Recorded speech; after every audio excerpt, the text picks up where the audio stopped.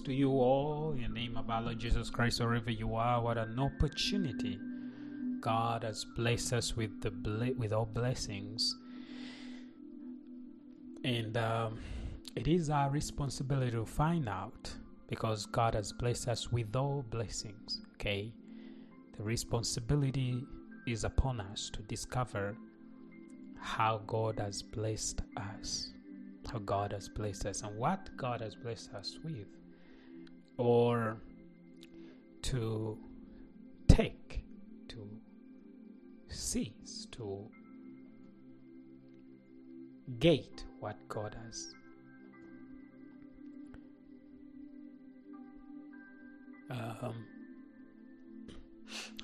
given us as inheritance, a sign of His love and care. Glory to Jesus. In Judges chapter 4, verse 8, we're looking at somebody who discovered, knowing yourself, and this is a good example of Deborah. You saw something about Deborah as a prophetess, and she was raised by God in a very special way. And God used her in times where women were not even accepted in public and so on and so forth, given the fact that the different cultures actually believed so. For her to rise at that moment is something special. In fact, we have to give credit. In fact, the law of the first mention, wow, you see, the first prophetess, you have to understand what and see what made her special, because you don't see any other prophetess spoken the Bible first before her. There are others who came later, but she's now kind of introducing or beginning this showing the possibility of this prophetess office. Well, and that's how we discover ourselves. So we might be limited in one way or the other because we think we are not allowed to go beyond certain levels. But again, like I say, you can never go beyond those levels until God teaches or reveals you who you are. That's why you discover, oh my goodness, I'm more than what people thought. I'm more than this. Okay.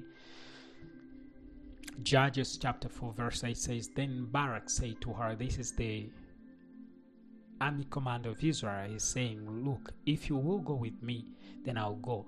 But if you will not go with me, I'll not go. So Barak also convinced that this woman, the woman of God, this prophetess, she was like the voice of God to him.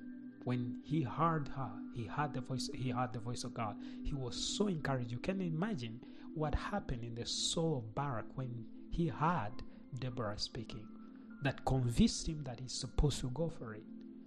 Let me say this. There are certain people, again, who will never go. You will not do those things because you're not in that position. She was not in the position of the leader of the army of Israel. But you see, Deborah was the inspiration behind the exploits that this man was going to crowned for. So what we see, you might be used of God to inspire every person in His office to fulfill and do what they are ought to do, and then you win all. That's it. You don't need to be the one doing it. You can inspire someone to do it, and they do their responsibility, and you all win. You see this? That's how it works. Then the Bible verse 9 says, she said, I will certainly go with you. Oh, how that was soothing, heart soothing in his heart. It comforted him. It's like God Himself saying, we are going together. He knew this woman had from God, and he knew if we are together with Deborah, we're going to win. All right, now, this is the thing. I will certainly go with you. However, and I like how Deborah was so bold, okay? She had this boldness that she wasn't shy because she was filled with the Spirit of God. She said, however, the fame shall not be yours, My, oh my. Because you see, people have this tendency of taking the credits that don't even belong to them. And the people who help them in the secret, if I may put it that way, are forgotten. And that person, if has a chance that those people are not known, that they're the ones who pushed that one to make it, he will never mention them.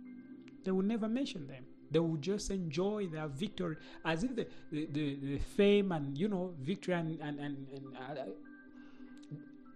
accolades and crowns, and forget those who are the real inspiration, the real source. You know, that's how people are.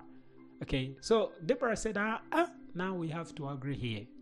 However, the fame shall not be yours on the journey that you are about to take. You got to fulfill your part, but you should not now say, oh, I'm the one who did it. You know, Barak, I'm a great man. No, you see, you cannot do it. You are even asking me that we should go together. And I want you to understand this. Let's put it in a better way. Okay? Remember, Deborah represents the voice of God. What God is teaching us is saying, look, I am willing to go with you. However, the fame shall not be yours on the journey that you are about to take. In other words, don't take God's credit. God is going to use you. God is going to back you. God is going to walk with you. But don't think you are the one, all right, who deserve the praises. Yes, you are the face of victory. You are the one that people will look at. But you are not the one who carried out that victory. You know it. So this is how you win it. And this is also beautiful. Like I said, when you know God and you know yourself, you just realize He is your strength. And that's where you become great, because you know it's not by your power or strength. It is by Him. Look. However, the fame shall not be yours on the journey that you are about to take. For the Lord will sell Sisera into the hand of a woman. And of course, there was another woman. Of course, Deborah is not talking about herself that God is. No, there's a certain woman who killed now Sisera. All right, Sisera was killed by a woman, and later we'll see it. And that's the woman who killed. But then the woman, another woman, that's not Deborah. There's another woman who killed Sisera, and it's not Barak. So she's so accurate in her prophecy. She says, and that woman might not take the credit, because she's a woman and she was not known, because Sisera just ran into her house and she just killed him. And you know, the credit was going to be given to who? To the army commander, who is Barak. Deborah is saying, no, there is another woman who do it. Now imagine how, you see, this is so sweet. In this chapter 4, Sisera is not one winning, he's doing his part. Deborah is doing her part. But there's another woman who also do her part. It might look small, but it was ending everything, putting an end to what took 20 years of slavery. Another woman. Oh, goodness. It says, then Deborah, for the Lord will sell Sisera into the hand of a woman. Then Deborah got up and went with Barak to Kadesh. Barak summoned Zebulun and Naphtali to Kadesh, and 10,000 men went up with him. Deborah also went up with him. So those are the people, the army that he went with on the battlefield. And now Heber the Kenite, Kenite, had separated himself from the Kenites, from the son of Hobab, the father-in-law of Moses. And he pitched his tent as far away as the oak in Zananim, which is near Kadesh. This is so powerful. I mean, I'm not going to explain it, but the way you see what is going to happen in this tent that this man did build, that's where Sarah is going to run to, and he will die from there. It's just amazing how he separated himself from those families, and all that was orchestrated by God. And then later, that is where the victory of Israel will take place. Then they told Sisera that Barak, the son of Abinoam, had gone up to Mount Tabor. Okay, Sisera was told, remember, is now. They told Sisera that Barak is representing Israel, Sisera is representing Canaan. Sisera summoned all his chariots, 900 iron chariots. He was so, he went there full, all that he had. He went with it so that they may scare Israel and destroy Israel as usual. They didn't know things had changed. There's a woman who knew herself and who has caused that knowledge to flow even in the hearts of those who are together with him.